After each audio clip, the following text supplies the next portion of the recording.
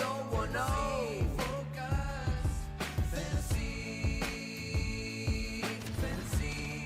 Hello and welcome into Fantasy Focus Football. My name is Daniel Dopp, joined by my two best friends. Well, they'll join me here in a little bit, Field Yates and Mike Clay. Today we're diving into a sleepers list.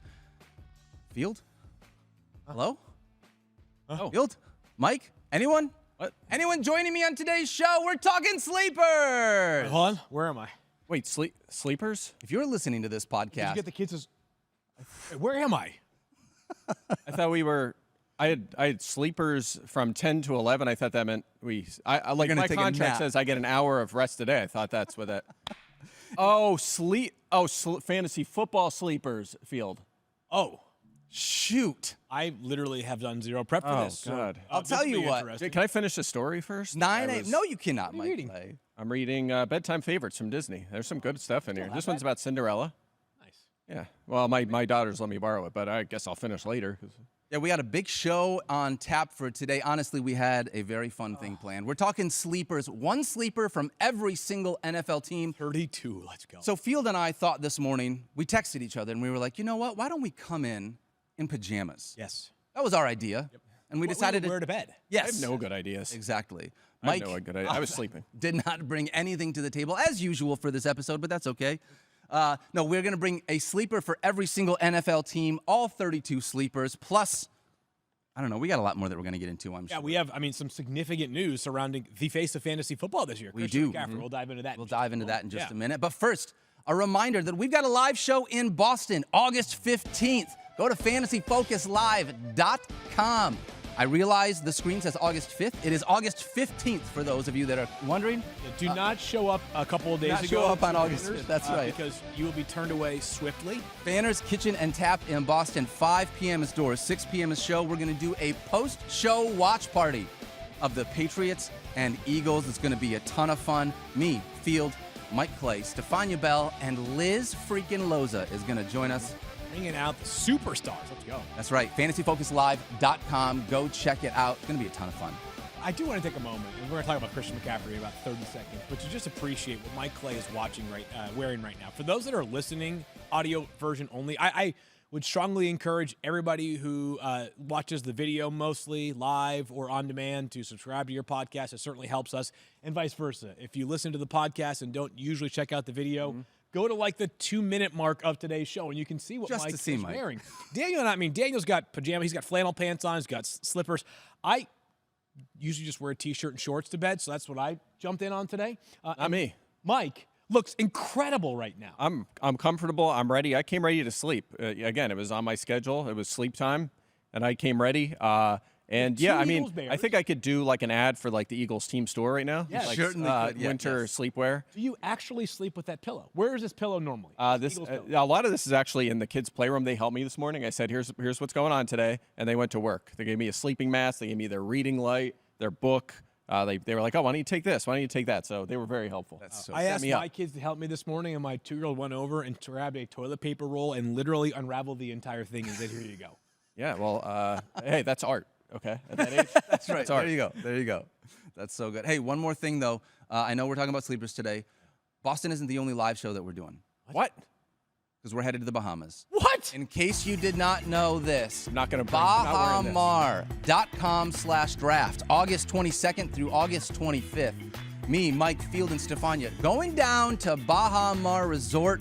We're going to help you pick your draft order. We're going to answer a bunch of questions. We're going to help you do your draft there. It is going to be the draft weekend of a lifetime. Like I said, Bahamar.com/draft for you and the rest of your fantasy league to get out there and have the fantasy draft you will never forget.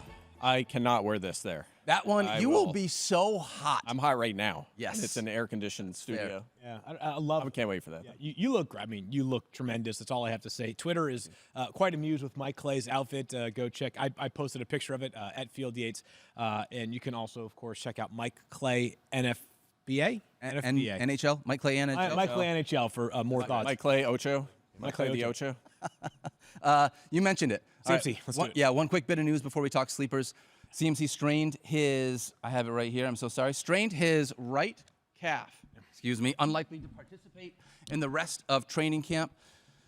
If you look at the tweet we have from Nick Wagner here, honestly, he's going to miss likely a couple weeks of practice. But Field, our very own Stefania Bell, huge 49ers fan, loves Christian McCaffrey, obviously put out a tweet as well. Cue all the panic in fantasy football, but she's saying, I'm not one of those panicking. He really wasn't going to see much preseason action anyways. Yeah. Are you on the same side as Stefania on this one? As of right now. So if you're doing your draft right now, if you're an early drafter, I actually have my first draft, like my first redraft, 10 or 12 team league, like no frill. I'm not talking about the Scott Fish Bowl or one of these more exotic fantasy football leagues that are quirky in terms of the rules and the scoring and tend to draft super early. I have my first one this Sunday night. If I have the number one pick in the draft, I'm still taking Christian McCaffrey based off the information that we have right now. We'd have to be a lot closer to the end of August with no positive updates on CMC for me to move off of my stance of CMC be my number one player. There. Yeah, agreed. I'm going to keep him at number one. I mean, this does add maybe a 1% more concern onto the concerns I've expressed throughout the offseason with him being 28, coming off two 300-plus touch seasons. And remember, when he was young, in his prime, coming up, he had two back-to-back 300-plus touch seasons. He barely played the next two seasons. So we've seen time and time again wear and tear on running backs. Doesn't matter what age they are. So I'll admit like a little bit more hesitation, but still, he's so far ahead of everyone else in fantasy that even lowering it a little bit week to week, the guy is just so good. I can't move off him first overall just yet. Probably a good time to remind people as well, the backup running backs on this roster that I think are most intriguing to us, Elijah Mitchell, but he too is currently out of training camp while dealing with an injury. Yeah. Unfortunately, he's been dealing with injuries quite a bit during his early NFL career. And then Isaac Guerendo. I love him. 4th-round pick out of Louisville. If you're not familiar with Isaac Guerendo, kind of a fascinating draft prospect. Never started in college. Began at Wisconsin. Of course, they had all kinds of running backs, but we know that Wisconsin is just a factory. They've always got good players. Most recently, Braylon Allen, now with the Jets. Jonathan Taylor prior to that. A lot of guys in Madison when Isaac Guerendo was there as well. Goes to Louisville. Jawar Jordan, another drafted running back this year with the Texans. He was there, so they kind of split time. He is a height, weight, speed freak. Sure is. Like, we're talking, if you guys are familiar with relative athletic score, I would encourage you to become more familiar with it if you are not. One of the freakiest running back athletes in a long time. Big, fast, strong, not a lot of tread on the tires. Type running back? Yes. Honestly, my biggest concern with Isaac Guerendo right now, and I have to check if he's since changed. At last viewing, he was wearing number 49. Which is, I know he's playing for the 49ers, but that's disgusting. No, I'm going to drop him out of the sleeper. He's not on our sleeper list right now. He's gone. You agree, right? Yeah. It's like wide receivers that wear in the numbers in the 80s now. No, I mean, who is the best wide receiver in the 80s not named CeeDee Lamb? I don't know. We had this conversation before. It's someone that's like, is it Romeo Dobbs? Maybe. Isn't he like in the 80s? I'm trying to put together a list. Like I'm going team by team right now. And you need them single digits now in the teens. Yeah, I'm with you. And I've liked what I've seen a lot of positivity with Jordan Mason as well. Yeah. So I am definitely concerned that there's no insurance running back that I like. I think they might lean on like a healthy Elijah Mitchell, but the guy just cannot stay on the field. So if McCaffrey's out, you're going to see Mitchell. You're going to see some Mason, perhaps some Guerendo. And they just brought back Matt Breida, too. Yes, they just signed him as well to add some depth. So, if you were the Jets, would you trade Breece Hall for Brandon Ayuk? I mean, if we're team building, I mean, there might be something there. Maybe. I mean, that's a different conversation. I'm kidding. Of course, that won't happen. But Breece Hall will be an excellent insurance policy. Speaking of behind CMC, right? Yeah. I'm just kidding, of course. Yeah, that's a good joke. But I put on my GM hat there for a second. Yeah. Speaking of Ayuk, sounds like no New England, but it seems like that's still going to happen at some point. Patriots are reportedly backing away from the Brandon Ayuk trade negotiations, which would seemingly whittle it down to two teams, both in the same division, Pittsburgh and Cleveland. But Adam said yesterday on McAfee that he thought the Steelers were out. So that means the Steelers Steelers are back in? They say just when they thought they could count me out. Just when I back out. Oh, there we go. What it is. There. Yeah. So. Whoa. Okay. Wow. He broke his microphone. We're going to break a mic. You better be careful, actually. I just saw a report, Adam Schefter tweeting that the Lions and the Giants organizations both fined $200,000 for fighting. So I might, if I pull back a little bit on the attacks today. That's why. Maybe you guys should think about being nicer to me as well, because I don't want to get fined. Love it. I don't have 6 figures to spare. Field, story. I don't have $60 to spare. Yeah. All right, let's dive into our sleepers for today. Like I said, one sleeper for every single NFL team. Field. Can I do one thing before we? You're probably asking. No, go ahead. You're gonna ask me about what it means to be a sleeper. What does it mean to be a sleeper? Thank you. I'm glad you said that, and here's the reason why I am glad you asked it. There was a time, I don't know exactly when it was. Maybe it was pre-social media era. Maybe it was when the three of us were first getting into not the business, but just playing fantasy football, which was like multiple decades ago, which means we're old. I mean, according to Mike, we're deceased, but we are old in our mid to early 30s, early to mid 30s, I should say. There was a time where it'd be like, oh, like there's this like buzzy wide receiver from the Saints. I've never heard of that guy. And you're like, oh, it's Marcus Colston, who was like running with the ones for a while, right? Those days are over. Yep. Right? Like, and it's a testament to how much this game has impacted the NFL's popularity. Fantasy football has equated to more football fans. More football fans means more interest in fantasy football. I could tell you about a guy that's like, going in the 13th round, and you're like, yeah, I mean, I've drafted him on 9 best ball teams. Thanks for the information field, right? Especially if you're listening to this show, these names are not going to be foreign to you. I tried to pluck guys that are in most cases, not all, but most cases, A, not starters right now on their own team. B, they are going outside like the top 130, 140, maybe even undrafted on based off current ESPN ADP. So I know you're going to say, what do you mean this guy? This guy was a first-round pick this year. Based off ADP, he is not a prominent fantasy football name. There are players that I feel more strongly about than others. We'll try our best to highlight those that I feel most passionately about, and you guys can pick and choose which are the most trash. I did look through this entire list. Every single one of these players is, in fact, drafted in the double-digit rounds, at least 10th round or later. So you're not getting any of these guys in the single-digit round. Yeah, I think the highs might be like Smith and Jigba. Yes. Whoa, spoiler alert. Mike, but thank you. Jeez, But, Mike. We'll get to that in a second. But yeah, just to add on to that, I agree. I feel like, 10 years ago, guys like Samir White and even like Anthony Richardson would have been viable sleepers, like the lead sleeper list. But now, unless you haven't been paying attention at all, you know those guys well. Yeah. They don't count as sleepers, so I'm with you. All right. I always go with this balance. We have the best audience in the world, truly. I mean that. And I love the listeners. I love the people that watch live on YouTube. I love those that watch after the fact. Is that, like, I think about fantasy sleepers. I think about, like, talking to my brother. Mm-hmm. He's got 3 kids. Him and his wife both work full-time. Like, pretty much their life is dedicated to giving, everything the kids need, right? So he'll, like, text me on Sunday morning and be like, so Christian Kirk, is the Q an actual Q, or is he, like, is he just fine? Like, he missed 1 practice rep this week, so by definition, he's questionable, but he's going to play. And I'm like, no, he's good. He's going to play. Don't worry about it, right? That's the audience that these sleepers would mean something to in regards to not knowing them. Like, I just don't think my brother knows that much about Michael Wilson. Maybe he will soon. Not to throw my brother under the bus, but for all I know, he doesn't care either way. So the point is this, is that, like, yes, if you hear names and you're like, I knew every single one of those guys, that is because you guys rock.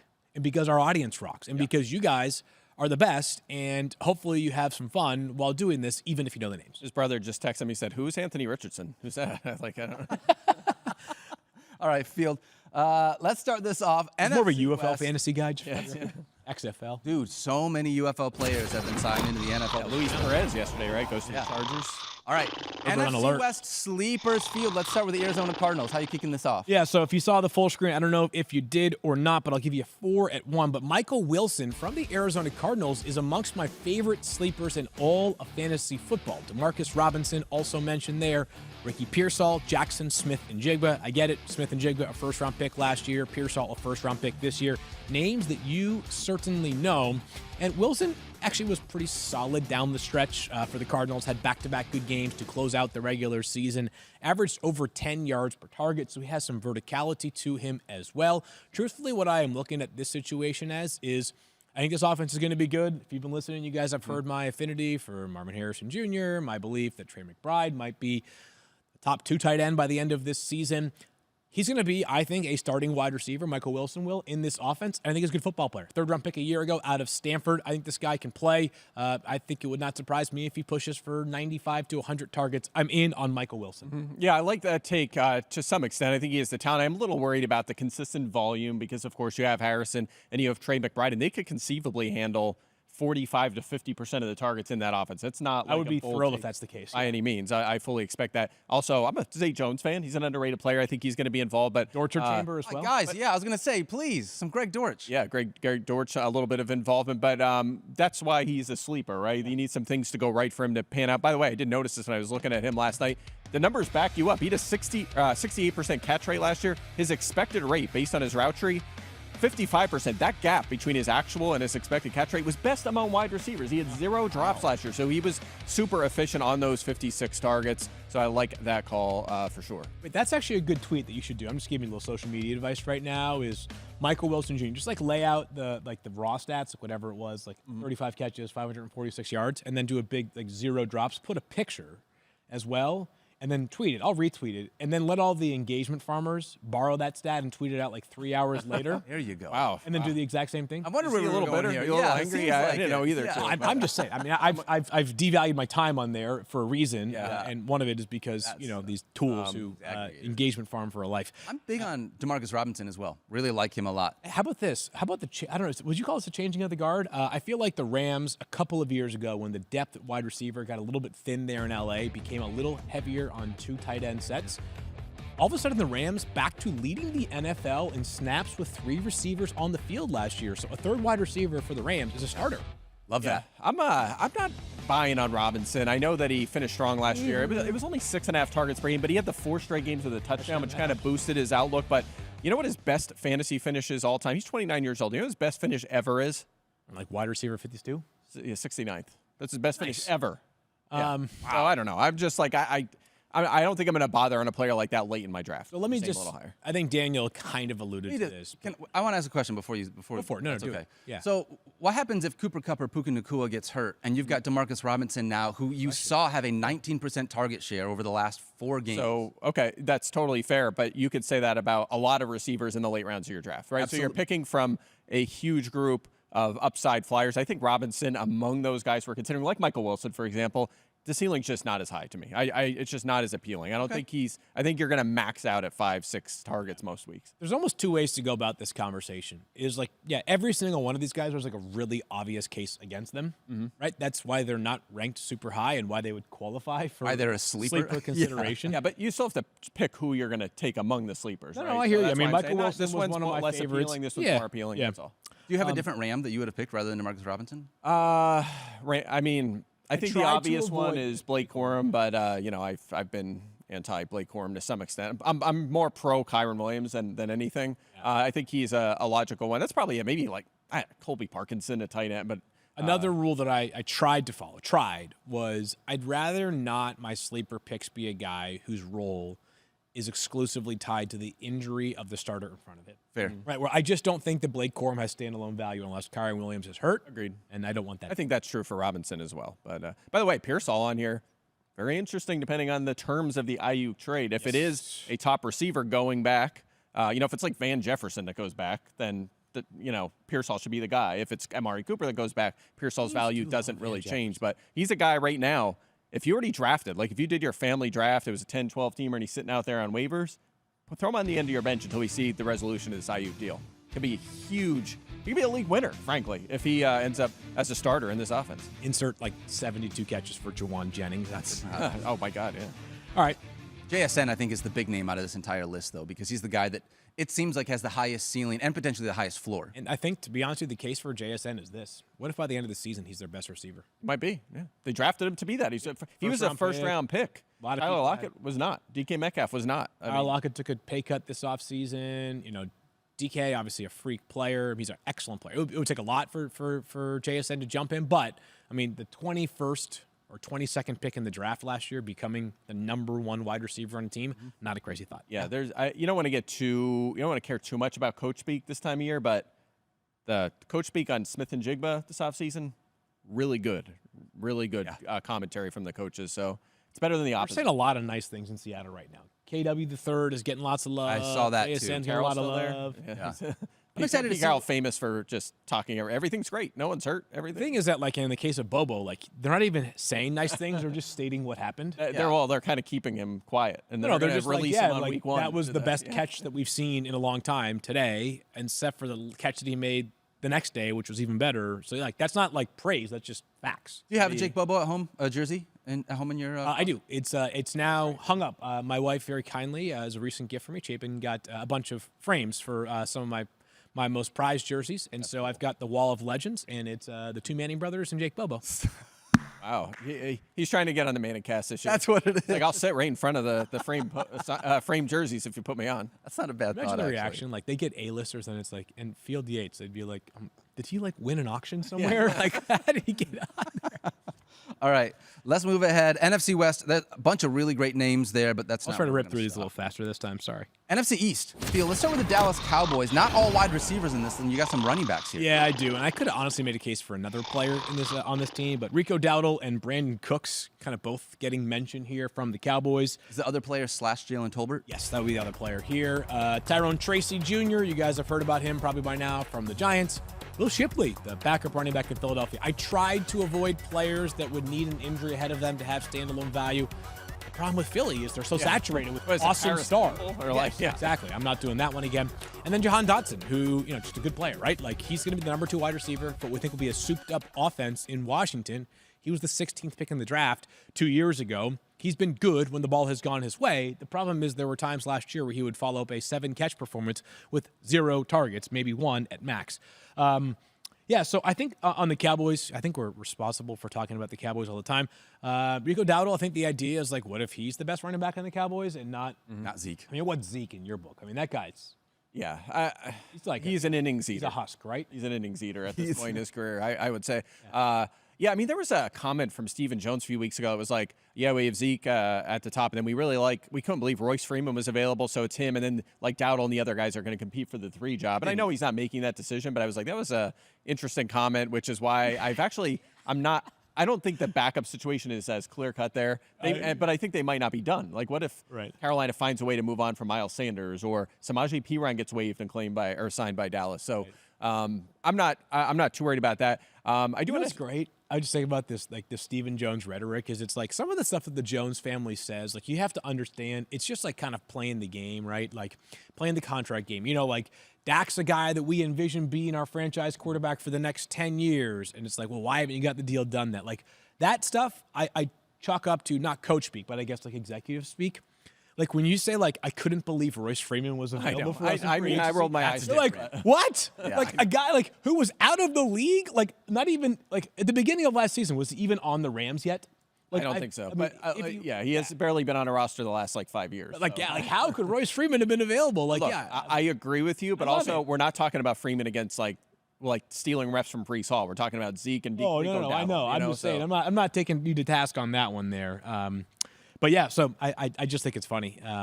Tracy, for those that maybe missed some of our rookie conversations, fascinating player. He began his college career at Iowa, played 4 seasons at wide receiver, which, sorry to the Iowa fans listening right now, like, if you get 20 catches a year in Iowa, that's good. Their offense, not so good. New offensive coordinator, though. Things are looking up. Fingers crossed. And then played 2 seasons at Purdue, and he became a running back. And he was a good player. Now, he had to share.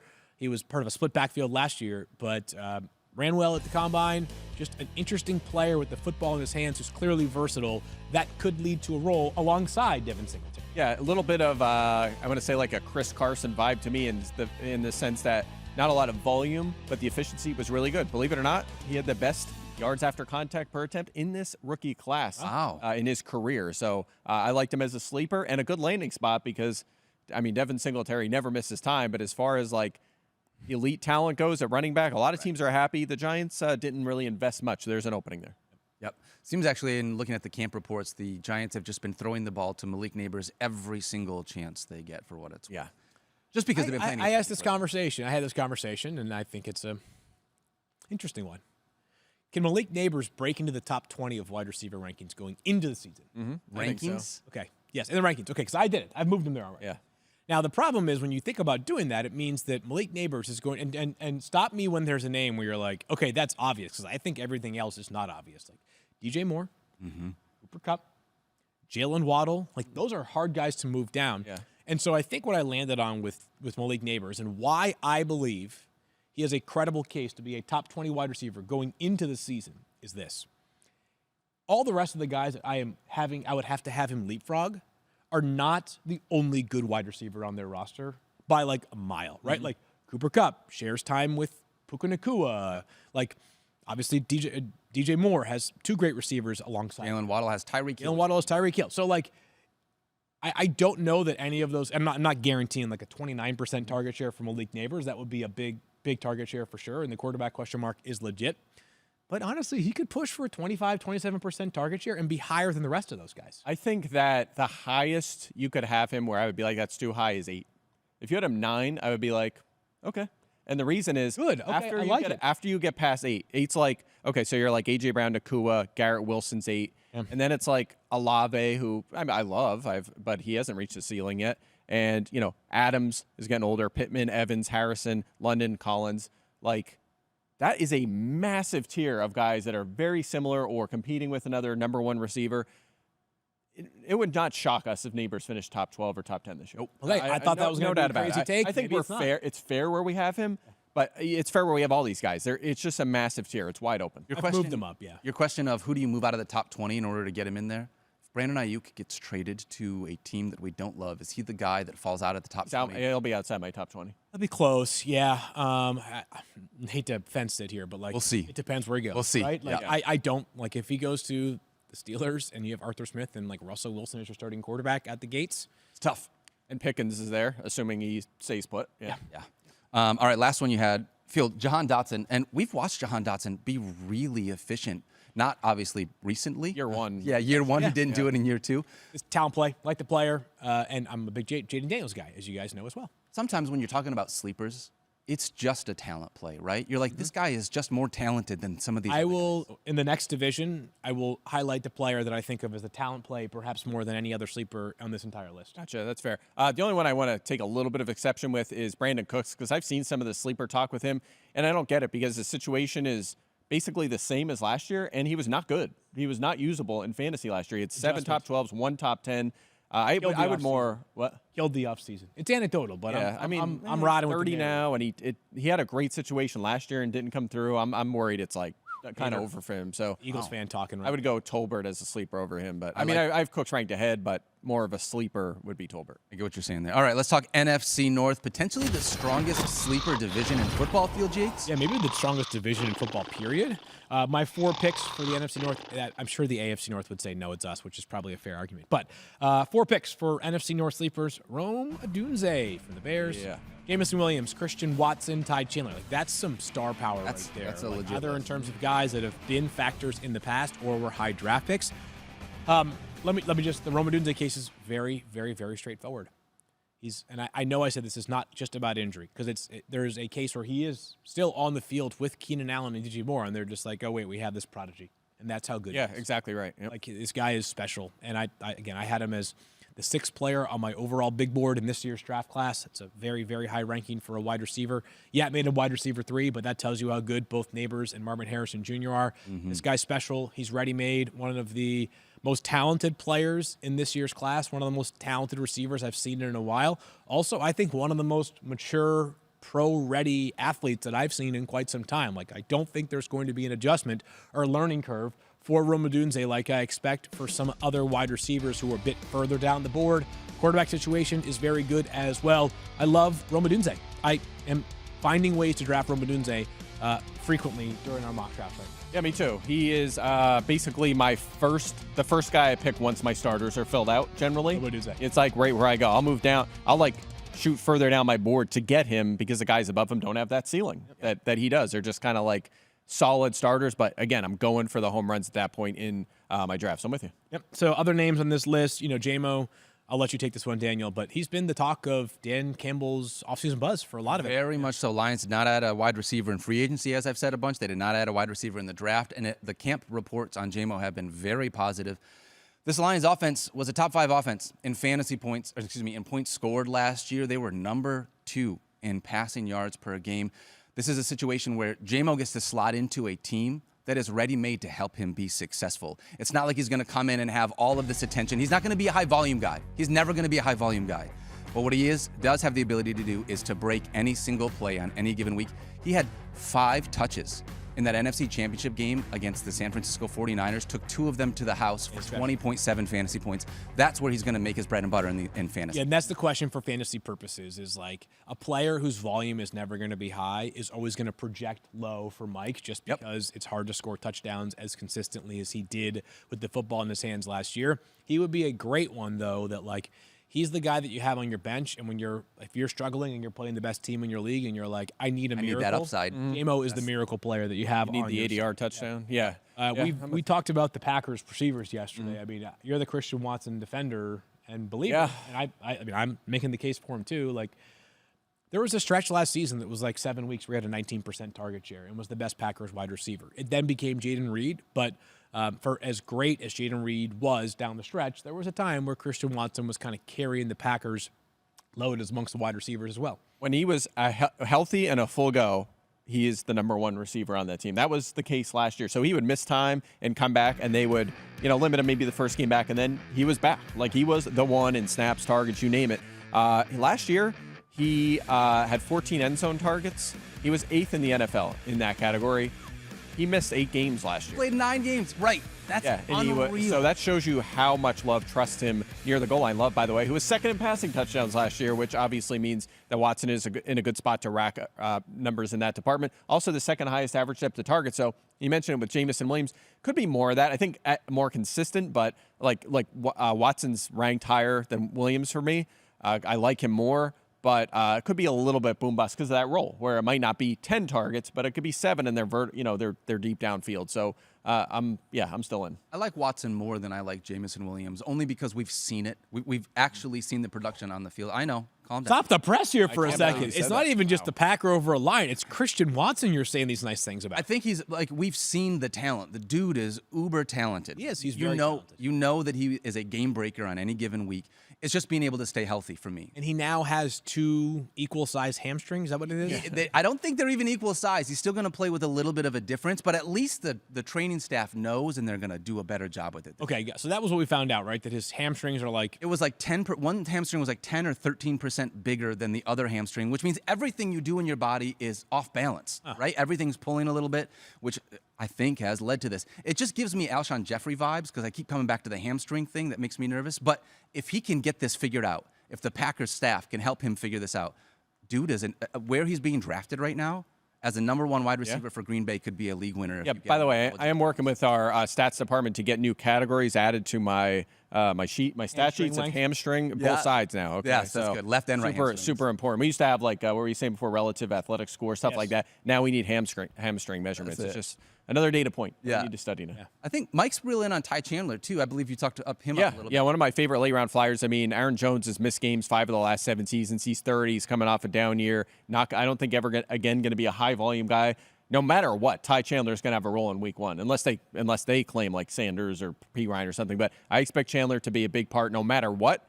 And if Jones does fall off like Dalvin Cook last year or he's hurt, Chandler could be a guy that's seeing upward of 18 touches a game in this Minnesota offense. So, and he was effective last year when they called on him. So I think he's like free. He's like your last pick of the draft. Like him a lot. Apropos of nothing, which I think means unrelated. Is that correct? I have no idea, but I'm going to go with it. Fanya's not here, so whatever. Yeah, sorry. My point was, this is not exactly related to what you're saying, but kind of. Have you guys seen the Vikings schedule? Out of the gates? No, not out of the gates. Absurd. Giants in week 1, and then check out like the next 7 games. It is, if J.J. McCarthy does not start the season, it's the most obvious, natural, let's get to the bye week, and then he'll play the rest of the season because it's ridiculous. I think you have it in front of you now, Daniel. Is that correct? I do have it in front of me. It's Giants week 1, 49ers week 2, Ouch. Texans week 3, Ouch. Packers week 4, Oh, boy. Jets week 5. Oh, God. They're really good. Bye week 6, then the Lions in week 7, Oh, no. Rams in week 8. Oh, God. Colts in week 9. This is a tough schedule. Really tough Like schedule. we're halfway through the season. It's like, which one of those spots do you say, I want to throw a rookie quarterback I think into you the probably mix? out of the bye week. Throw them in week 1. Giants. That's the D. That's the one. And Give then them a lot he of goes back to the confidence out of the bench. gate. That's your best chance to get them launched. You know what? I think we can help be responsible sort of like participants in this. I want us to be more patient with young quarterbacks. Okay. Where does he have Bryce Young ranked? Like 45th or something? Like what? Oh, no, 20. I mean, responsible, patient. Like, hey, if they stink, like you can give them time to be good. How much time is time? You like 2 years, 3 years? I think 2 years minimum before we have like any sort of judgment on these guys. I was watching Hard Knocks last Year night. 2 is the big one. Yeah. I loved Nick Saban's words on like sort of managing expectations for Caleb Williams. It's just like preposterous to me because I was, obviously, if JJ has to face that schedule, it might be tough. It might be. But I like J.J. McCarthy. He's a good player. He was the 11th pick in the draft for a reason. Let's just be patient before we start to cut these guys down. And he's 21. He's very young. He is other very guys come in at 23, 24. I think Caleb's actually 23. He's 21. It's going to take McCarthy a little longer. 22 at oldest. You just what? McCarthy? Oh, is he? Maybe he is. Maybe he is. Caleb I only thought played he 3 years in college. Regardless, especially with like the COVID era, a lot of guys were coming in a little bit older than they normally would. So, but I'm with you. There should be not knowing Caleb Williams' age. I know. God, wow, amateur hour. Caleb Williams can't sing, but besides that, he's very good. But watched Hard Knocks last night. It makes sense. By the way, I agree with you. I agree with your answer, which is through year 2. I mean, you're like if a quarterback has a really good rookie year, really good sign. If they have a bad rookie year, I don't really care because we've seen so many guys do that. And then year 2, they make a huge increase. We've seen it time and time again with Peyton Manning and Trevor Lawrence. I mean, you can go down the list of guys. So like Bryce Young, I'm not super worried about. I feel great about Stroud, but Young, not worried yet. We'll see this year. Interesting. All right, moving along. Sorry, that was a tangent. I got to stop with the tangents. You don't got to stop with the tangents. Apropos of everything, let's go to the next category. NFC South. We're talking NFC South here, Field, and I got to tell you, a bunch more wide receivers. Are you telling me there's a lot of sleeper wide receivers because of how deep the position is? Very few sleeper running backs because of just. Yeah, I did notice that. Yeah, I was like receiver. Like your list is like 80%. Yeah, I try to make it not dependent upon injury, and so just by default, right? Like you have the opportunity to have 75 starting wide receivers in the NFL when you factor in 2 per team, plus some teams that rely on 3 at a time. So I'll give you 4 wide receivers. Mike made this joke really quickly too. Like you said in the last mock draft that we had, you're like the game made me stop taking wide receivers. Really there were still wide receivers I wanted to take because you don't want to take a lot of the late round running backs. You want to get them early enough. All right, so let's go ahead, Field. The South, 4 more wide receivers. Darnell Mooney. Now for the Falcons. Like him. Adam Thielen. Like him too. Like just boring Adam Thielen, who's going as like wide receiver, like 54 or something like that. Cedric Wilson Jr., blast from the past, baby. And Jalen McMillan. Cedric Wilson Jr. is the quintessential like low upside, but like if you ever get into a rut and you're in a deeper league and you need a guy who could have like 6 or 7 targets per week, he might fit that bill. But Jalen McMillan has been generating a lot of positive buzz. Yet another wide receiver from Washington, which we are responsible for talking about all of them. He's a big slot. He reminded me of Jacoby Myers in the draft process. He is seemingly getting real time with some of the more prominent Bucs offensive players. Yes, I know they have Mike Evans. They also have Chris Godwin, but just a name to keep an eye on. Certainly one of my more interesting dynasty names to know as well. Feels like he. Go ahead, Mike. Yeah, I was just going to say that I agree with you on McMillan. He should pass Trey Palmer pretty quick, and I know that McMillan. He could be a guy that even if Godwin and Evans are healthy, scores like quietly like 5-6 touchdowns, just kind of sneaky does it in an offense where Baker Mayfield should throw like 25 or so. And again, if one of those guys goes down, Evans getting older, like suddenly McMillan could be a must start in fantasy. So I like that. Cedric Wilson, he's just been around a long time, has never done it. I mean, he has one top 90 finish in his career. It was like 55th. But Bub Means is interesting to me because, he's like, I feel like on the short list of, again, I know you hate to play this game, but we're going to play to an extent. Not last year's Puka Nacua, not to that extent, but who could be this year's like day 3 flyer at receiver who has a path to an every down role in a wide open, depth chart and surprises. And Bub Means was a 5th rounder this year. He goes to New Orleans. Rashid Shaheed is the number 2. He's hurt right now. Olave's the 1. He's had his big target shares. He's been in and out of the line. Jawan Johnson, their tight end, is hurt right now. Yep. There's an opportunity for Means if he's the real deal. So he would be my vertically inclined player, like a speed demon at Pitt. Yeah. Fascinating path in terms of his college career.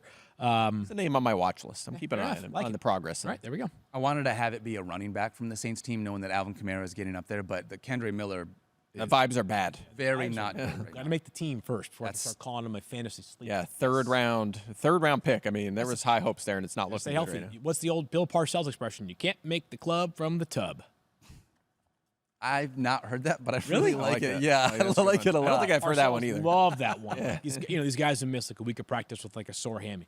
Can't make the club from the tub. I've never done a tub like that. Like like an ice bath. Have you done ice baths when you did like? I have never done ice bath. No. Mike, have you ever done? I've tried the thing where you go like the hot to cold thing, and I can't do it. I can't get in the cold water. You're a baby. What do you mean you can't? You just physically. I can't. My body is like, nope, no, you stop it. That's too cold.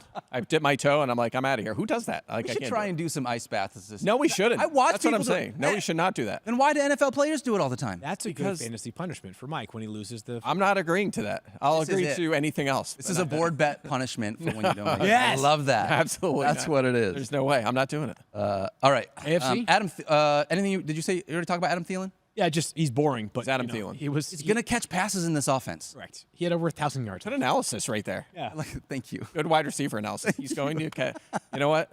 That's my notes on all receivers. There is from now obviously on. much more competition for targets this year, but he's still like pretty effective veteran player. Xavier Legette currently injured, their first-round wide receiver, so it could be that he is the number 2 wide receiver. But if Bryce Young is, as Mike Clay said, the second coming, then things should be good for that second wide receiver in the offense. Yep, love it. All right, let's move ahead to talk AFC now. Field AFC West. We get our first tight end sleeper. Let's go, baby. Greg Dulcich, the X factor in that Broncos offense. I'll explain that in just a moment. Clyde Edwards-Helaire, I should go back to sleep. And then Dylan Laube, one of my favorites right here.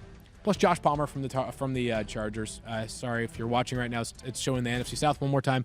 It'll pop up the AFC West here in a moment. Sean Payton has called like this Joker role for Greg Dulcich kind of a thing a few different occasions. Clyde Edwards-Helaire is that like I think we're all big on Isaiah Pacheco this year. Like they've done pretty much nothing at running back role. So Edwards-Helaire could have a legit change of pace role for Kansas City. And of course, if something happens to Pacheco, he would have value. I wanted to say that Xavier Worthy was the guy I liked because he is a double-digit running back, but he doesn't feel like a sleeper. Like CEH seems like a better sleeper. Yeah. I go back and forth on Worthy. I want to save that conversation for a time where we have more time. He's an interesting fantasy football case study. I do believe the first 10 or so days of training camp are tailor-made for players that have literally world-class speed to pop up on the highlight reel every single Yeah, those Twitter videos are fantastic when you see Mahomes airing it out to Worthy. It's like, yeah, no one can touch this guy, and he's a lot faster than all of you, and you're not in pads. Yeah. So, and by the way, we had the best player on the planet throws you the football, touchdown. Like, yeah, but he's got that. He has this Madden chip on his shoulder because he's not a 99 speed. So, anyways, we'll keep on going. Dylan Laube. Let me give you this one here. I think he's going to play no matter what. Because I do think he's got just too much pass catching ability. So what does that mean? Like Abdullah is out? Maybe, yeah. Okay. Yes. I think that's possible. Yes. Yeah, okay. Played at New Hampshire. I'm just going to apologize for the pigment comparison, but this is Danny Woodhead reincarnated. Ooh. It really is. Like this guy is, I would call him just an average, like between the tackles runner. That's not where he's going to make his money.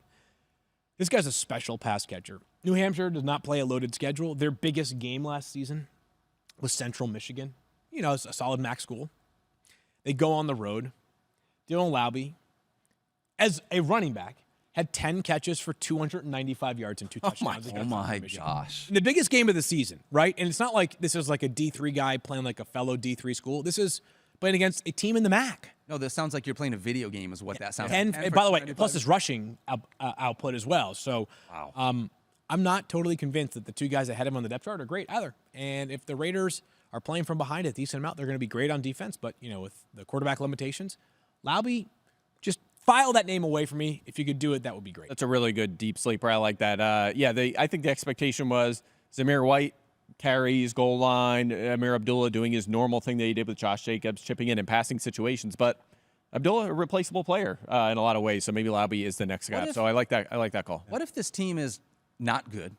Right? Like, that's not a surprise if we don't think the Raiders are defensively. Yeah. Right? So then are you talking about this is potential, like, late game passing, running Hurry back, up and go. jump offs? You're going to get some, like, this is where some of that, like, junk time fantasy value can come in for a guy. 1,000%. I say this all the freaking time, but I don't care.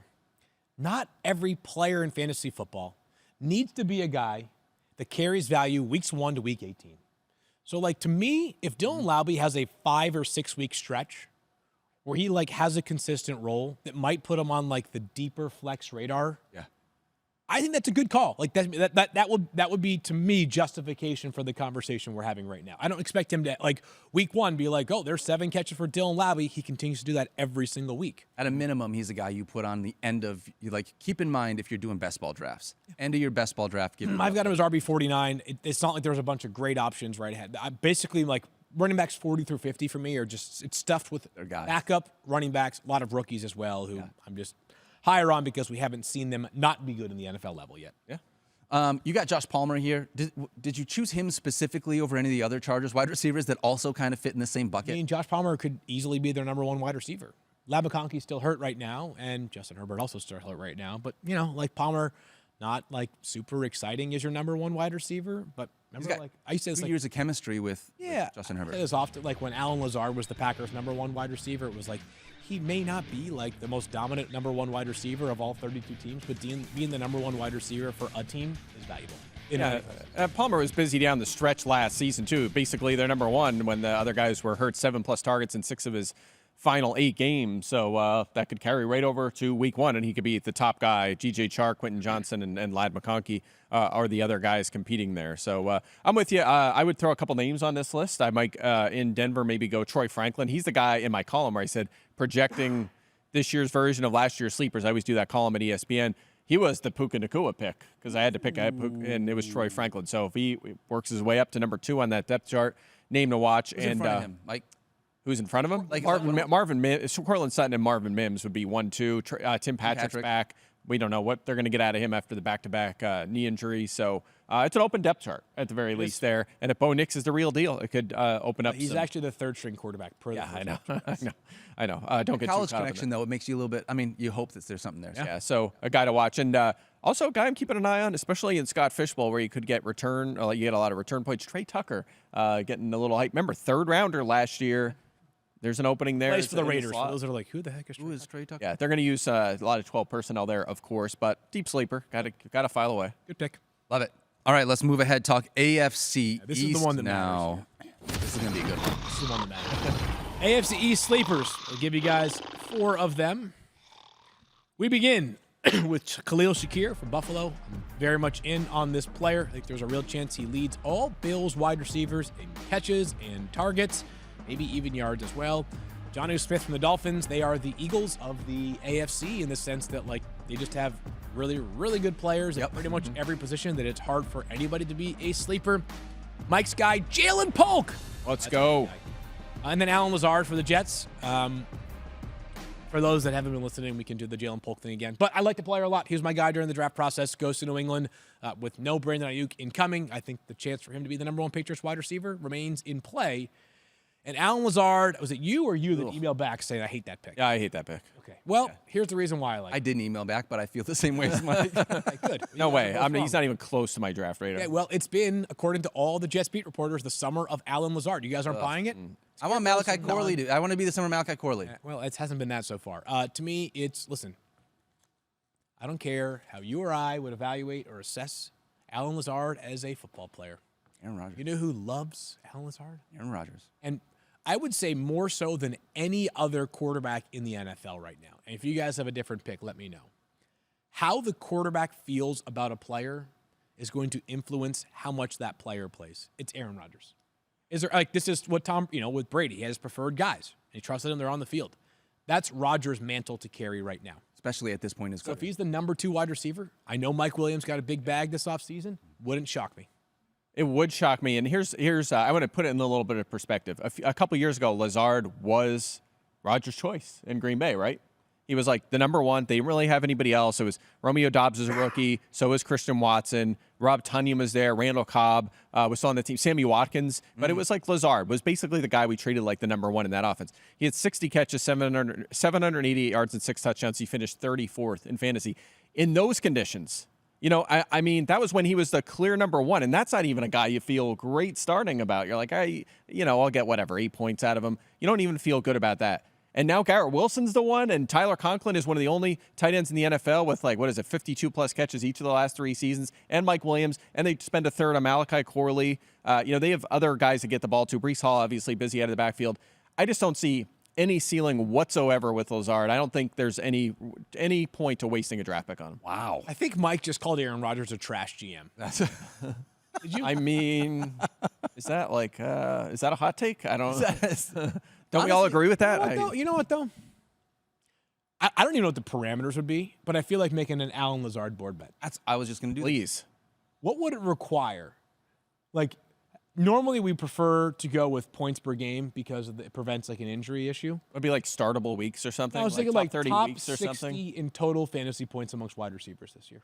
I'll take that. 60? I will take that. No question about it.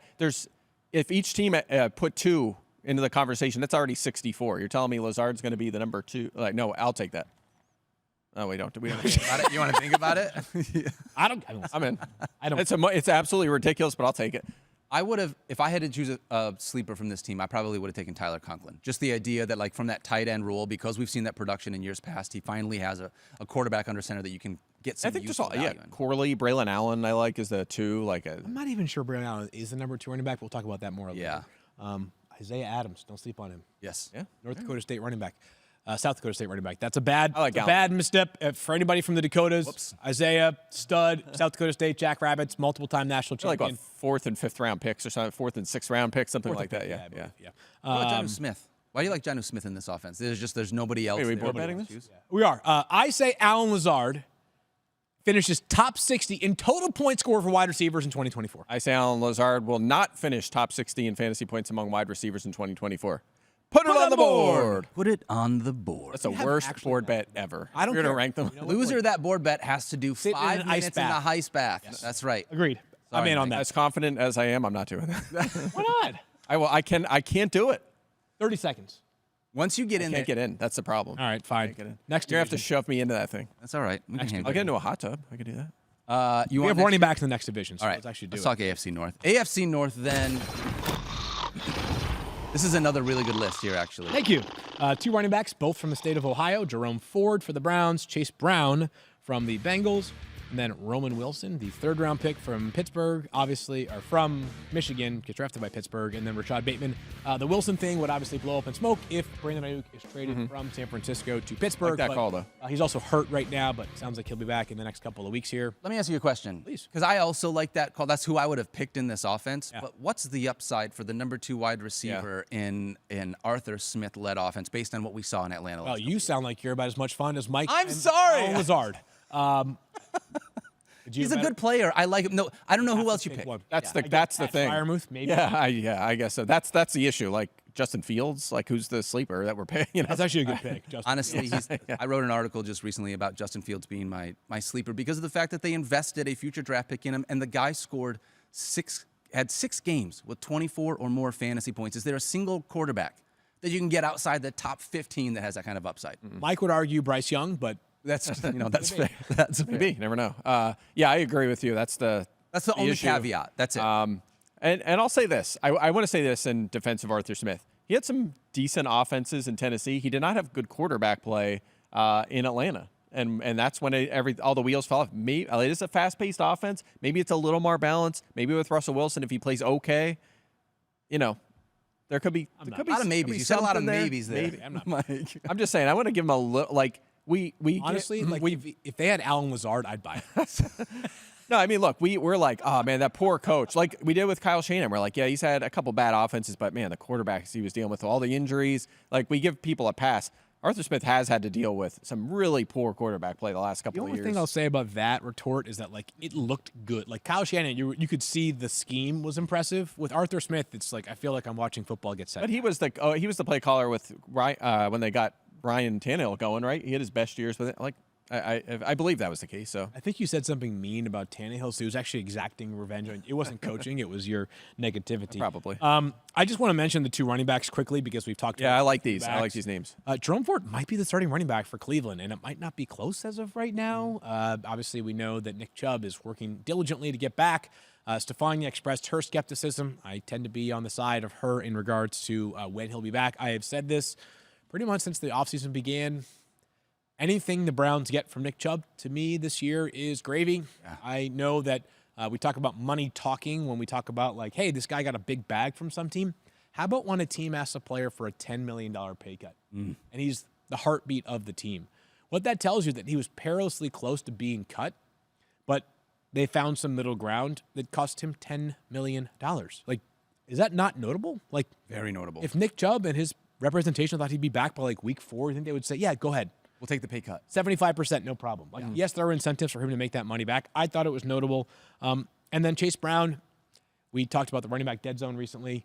Is Zach Moss good enough to maintain a starting level job for the Bengals all season? And the reports are Brown is getting the most number 1 looks. So, I mean, maybe he is the lead and Moss is the 2. I mean, it's probably going to be a shared backfield. That's how I have it projected. But Brown's ADP is rising. I don't want to get too carried away. I don't think running back that's a great spot, especially if it's a committee. It's kind of a low volume position. Mixon just got all the volume. That's why he was able to survive in fantasy.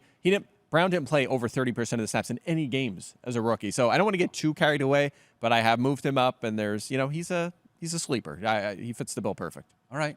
That's fair. I got one more sleeper. I don't have the same feelings that you do on Rashad Bateman. Me too. I would actually rather have Isaiah Likely in there. And I realized that, so listen. It's likely a bad pick. I understand. I want to say this. I understand. I'm kidding. Ravens ran the 7th fewest 2 tight end sets last year. Bingo. Okay? So I get that.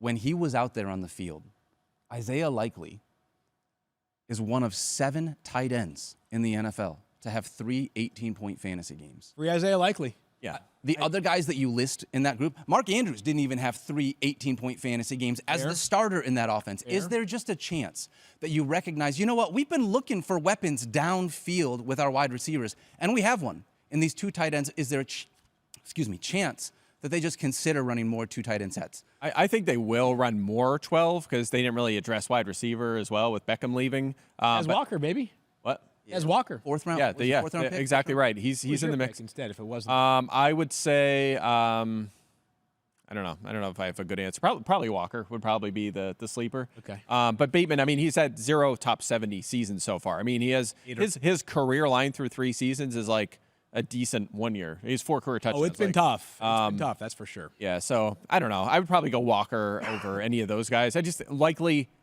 will be on the field more, but can he be? Does he have any standalone value with Andrews healthy? Right now, no. And they've shown that he doesn't. He's basically an insurance policy. Yeah. A great insurance policy for what it's worth. Kind of the only tight end insurance policy that we feel good about, right? Yeah, absolutely. Yeah, maybe Michael Mayer, but like that might be next closest. So yeah, I agree with you. All right, let's move on. Last one here, AFC South Field Yates. Dalton Schultz from the Texans. Hard to find a sleeper because we feel great about the quarterback, the 3 wide receivers, and the running back. Deep. Yeah, they are. But Schultz is a good player. Got a new deal this offseason. I thought really deserving of that deal as well.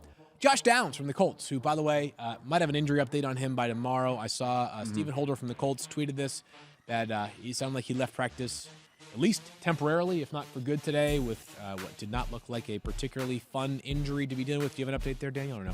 Ankle injury, it looks Ankle like. injury, okay.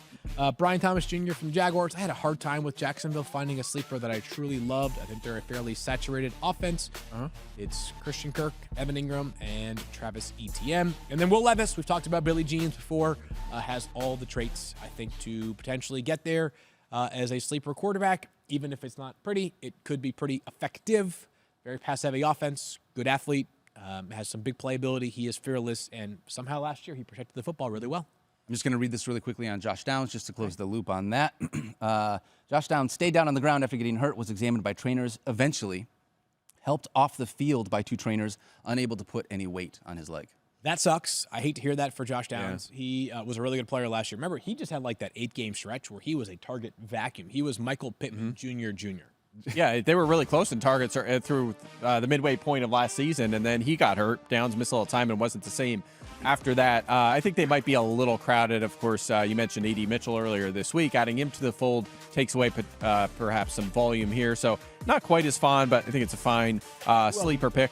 I think Mitchell would be the sleeper. Like take a late round flyer on a second round wide receiver who's a rookie. Yeah. I think Dalton Schultz, where we have him ranked, is kind of a victim of the depth at tight end right now. He's been top 10 3 straight years and on 2 different teams during that span. So it's not I like just that. Tight end, I don't think. It's also all the other pieces on his offense, right? Yeah, yeah. And how about this? I'll give you I love Brian Thomas. I've drafted him a lot, but Gabe Davis is like the forgotten man suddenly. Like I think we like him more in best ball, but they signed him to bring him down there. I mean, he's just like, but my point is, it's not like there's the hype around him that's been there in the past where he's going in like the 8th round. He's not. He's like falling.